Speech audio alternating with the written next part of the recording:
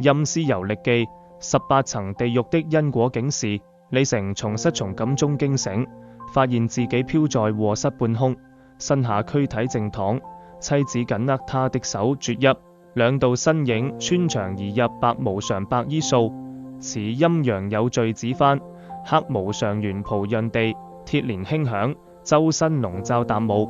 李成陽壽已盡，隨我等至閻王殿受審。白無常聲音平和，一股溫和力量牽引住他，穿過建築，踏入幽靜暗雲。不久，閻王殿三字在青綠光線下顯現，殿內小鬼神情肅穆，閻王高坐台上，目光公正。你生前無大惡，卻有口舌之非，輕慢之失，判你遊歷18層地獄，體悟因果，以後入輪迴。高台側邊地獄電梯門打開，李成踏入其間，伴隨輕微下降聲，警示之旅拉開序幕。1層拔舌地獄，電梯門開，陰風夾住淡意味飄來。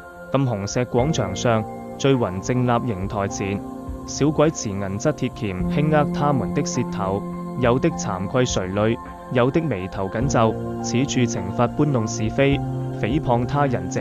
小鬼解釋，舌頭是惡語之源，讓他們體會言語傷人之痛。李成想起自己曾睡過同事閒話，心中發熱。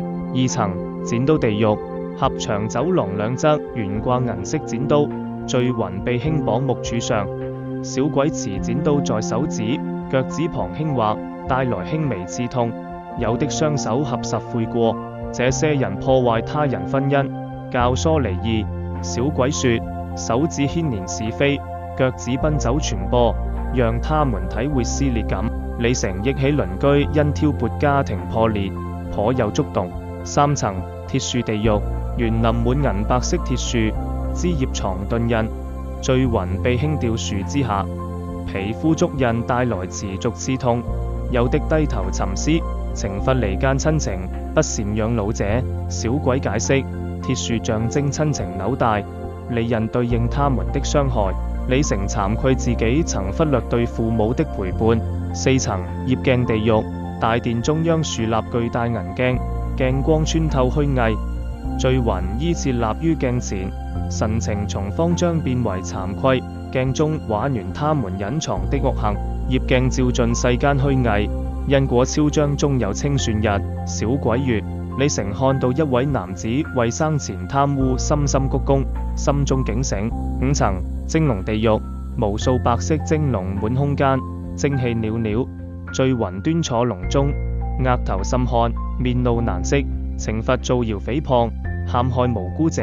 小鬼說，蒸氣如蔓延的謠言，灼熱對應被誣陷者的痛苦。李成想起曾誤信謠言冤枉朋友，滿心歉意。6層銅柱地獄，廣場上銅柱泛紅光，熱浪環繞，醉魂輕靠柱上，面露灼痛，無黑煙焦痕，懲罰縱火害命、毀壞財產者。小鬼解釋，銅柱灼熱對應火焰殘酷，讓他們體驗被烈火包圍的恐懼。李成稀樹縱火案的慘禍。7層刀山地獄，刀山由鈍化利刃組成，地面鋪薄墊，醉魂赤身攀爬，腳底足印帶輕微刺痛。有的相互扶持，懲罰濫殺生靈、虐待動物者。小鬼說，利刃象徵奪命兇器，讓他們領悟生命珍貴。李成後悔小時候踐踏螞蟻窩。8層冰山地獄，冰天雪地中，醉魂裸身行走或坐冰上，感受深層寒意。有的相互依偎，懲罰通、墮胎、誘拐婦女兒童者。小鬼說，寒冷對應背叛帶來的冰冷傷痛。李成奸覺人倫與生命神聖。負9層油鍋地獄，巨大油鍋中清澈液體翻動，醉魂坐鍋邊，腳尖輕觸液面，神情凝重，懲罰貪污受賄、敲詐勒索者。小鬼說，灼熱象徵貪欲的毀滅性，讓他們體驗被剝削者的痛苦。李成想起落馬官員，深知因果難逃。10層牛行地獄，巨大深坑中，溫順野牛換行，牛角圓鈍，醉魂被野牛輕輕撞擊，有的撫摸野牛鬃毛，面露慚愧。懲罰隨意屠殺牲畜、虐待家畜者。小鬼解釋，讓他們體驗動物的痛苦，學會尊重生命。李成不止殘害流浪動物的行為。11層石壓地獄，空地上擺放輕質石頭，聚雲躺石下，石頭玩樂帶來輕微壓力，有的閉目悔過。懲罰棄嬰兒、虐待兒童者。小鬼說，石頭壓力象徵被棄嬰孩的絕望。李成為無助孩童心生刺痛。12層鐘構地獄，石製鐘構整齊排列，構中裝滿圓潤石頭，小鬼推動石錘輕落，帶來輕微震動。聚雲靜坐期間，懲罰浪費糧食、不敬他人者。小鬼解釋，震動象徵浪費與不敬的破壞，讓他們體悟糧食來之不易。李成自責曾浪費食物。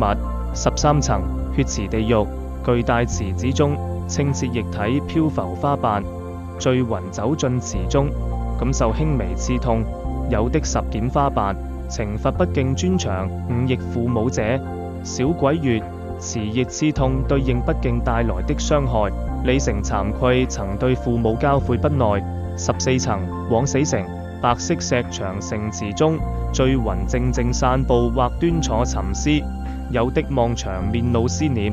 懲罰輕生自殺者。小鬼解釋，他們在此體會親人的悲痛，領悟生命意義。李成更覺生命誠可貴。15層紮營地獄，空間內擺放石刻工具，聚雲圍繞工具靜立，感受無形壓力。懲罰盜墓毀屍，要亂世者安寧者。小鬼說，讓他們體驗被騷擾的不安，敬畏逝者。李成對逝者生出敬畏。16層火山地獄，遠處火光溫和，熱浪輕襲，聚雲靜立期間，有的雙手撫胸。懲罰貪污公款、損害大眾利益者。小鬼解釋，熱浪象徵貪欲帶來的災難。李成感慨受貪污影響的百姓之苦。17層石磨地獄，索台石磨緩慢運轉，聚雲輕靠磨邊，感受震動與壓力，有的低聲交談。懲罰仗勢欺人、壓榨良善者。小鬼說，石磨壓力象徵被欺壓者的痛苦。李成不滿強者欺弱的行徑。18層刀鋸地獄，大殿內擺放鈍鋸與木樁，聚雲靜立莊前，接受鋸刃輕微刺痛，神情莊嚴。最後一層懲罰買假藥、毒糧害命的奸商。小鬼說，他們喪失底線，刑罰周期最長，旨在讓其悟透誠信重要性。李成深知為人底線不可逾越，遊歷完18層地獄，電梯上升，李成回到閻王殿。閻王問：此番遊歷，你可有感悟？李成深深鞠躬，弟子明白，地獄在人心，惡念雖小即成大罪，言行雖輕傷人有因果。